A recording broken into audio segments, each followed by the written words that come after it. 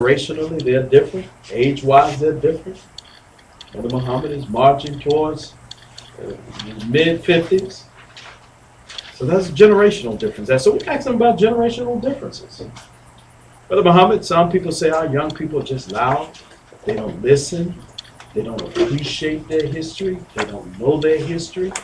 And subsequently, they're walking out here not rooted and anchored and grounded. And therefore, they can move to the left or to the right, but they're not centered. That when you're Jewish, you're required to know Jewish history. You're required to understand the Holocaust. You're required to understand the struggle.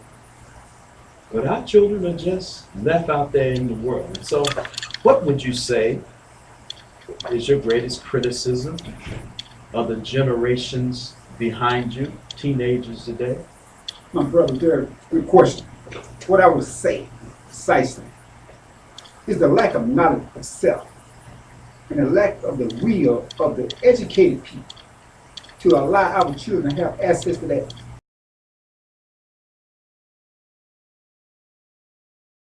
knowledge throughout America or throughout this even the Western Hemisphere as well as Africa. Why is it so important, brother? Because when you look at the conditions of our people, anywhere in America, anywhere in Europe, anywhere in the diaspora, where black people are real at the bottom of the economic barrier. And why is this? We should want to know why. And it goes all the way back, my brothers and sisters, to in the early 1900s, when the white power of the king and the queen of Europe decided that they could not produce enough sons and daughters to colonize the land, and not colonizing the land alone, but the mind of self-knowledge. The mind of self-knowledge has been the one that kept us from not wanting to give back, so our children know that they have accessibility just like any other righteous thinking person.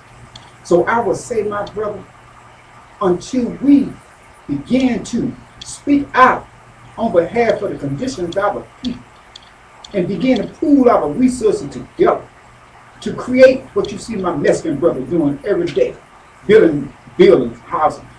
Do as my Asian brother do every day, open up a restaurant in our black community, providing goods, service unto us.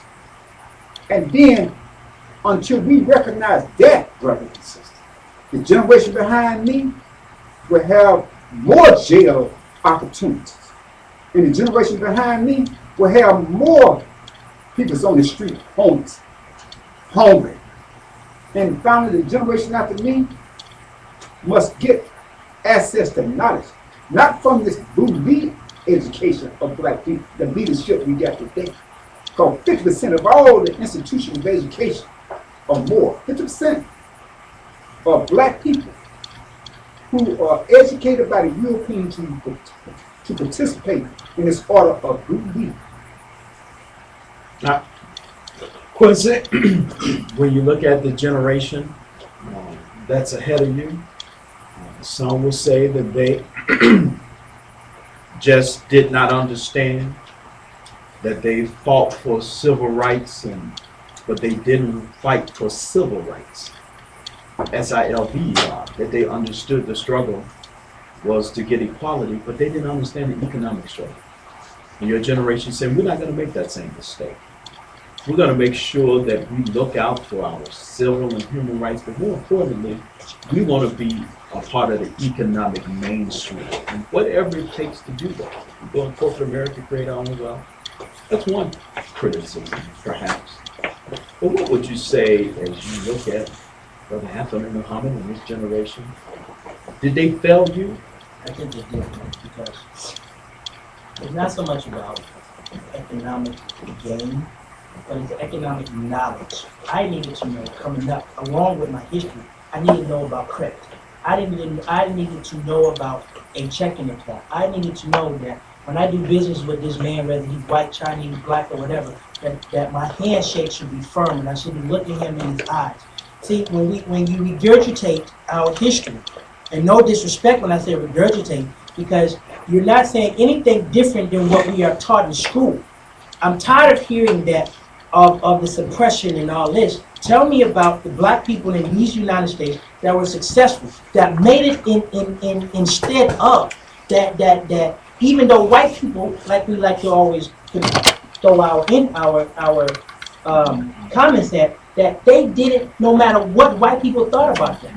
My generation, we don't care what white people think about us. But however, we feel as if we are playing catch up because I did not understand that instead of renting for 10 or 15 years when I'm making decent money, I should have been buying a home. I am frustrated because when I was making decent money, I was not taught that, hey, you need to be putting this money. I'll never forget it, Derek, and I'll let you go.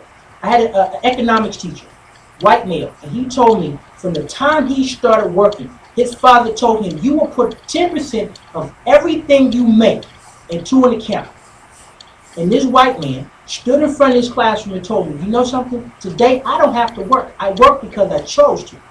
He was given the fundamentals of what needed to survive in this society that we live in.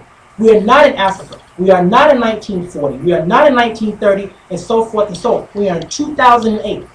And whether I have adequate knowledge of my history that you think is justified, I need to know about how to be successful in these United States. All right, Brother Muhammad, some people say black people just make too many excuses. They just make too many excuses for whatever. You don't work because there ain't no job. You won't marry her because y'all don't get along, but you'll have babies by her. You don't go to school because they're not teaching anything interesting. You don't have any money because the white man is against us. Do black people make too many excuses, or are there legitimate reasons for all of the things that I just talked about? Yes, sir, Brother Derek. There are legitimate reasons. And like Brother Quincy was saying, I hear the individuality that come forth in my brother's explanation of why we as a people, collectively, are failing. But recognize what I said, individuality, Brother Derek, Brother Quincy. When we don't recognize that we do have comprehensive knowledge to the orders of the day and begin to use our expertise we have learned in our field of study and school, our association with people in high places, influence, and we have used those influences, used our education to become, for example, as I talk about the talented 10, the educated one. And then we go out and use that benefit to produce wealth, good homes, money, and friendship through all those circles of influence. That's our self-aggrandizement. If you don't begin to do what you say you believe in the spirit of a man who you call God, that you do not see, but yet you go to these mega buildings of fine quality and listen to one talk about how you love your brother like you love yourself. That's easy said, brothers. But if we don't put it in action, how do we put it in action? We cannot follow my generation and the generation that come forward that continue to be educated by the same people that allowed them to follow for order. This is the order of influence. We got to recognize we got all these letter individuals who we call come out of the colleges. When you come to letter of the Greek mythology, that's based on a relationship with that power that is not of your best interest, black man. Because, Brother Quincy, I don't care how well my God bless me on my journey in this world or my working environment, my friend relationship, because I know for a fact if I do good by my brother, if I recognize a way to aid my brother, I'm going to have food on my table. I'm going to have warmth in my house. I'm going to have the needs met. But when you don't know that you cannot make friendship with a people that by nature don't have the love and respect of the God in their DNA. And see, that DNA, my brother, is the characteristics of one's character and their blood. All right, when we come back, Quincy, I want you to answer the same question. Do black people just make too many excuses? And then we're going to go down the path of race relations. Right? Do black people give white folk too much power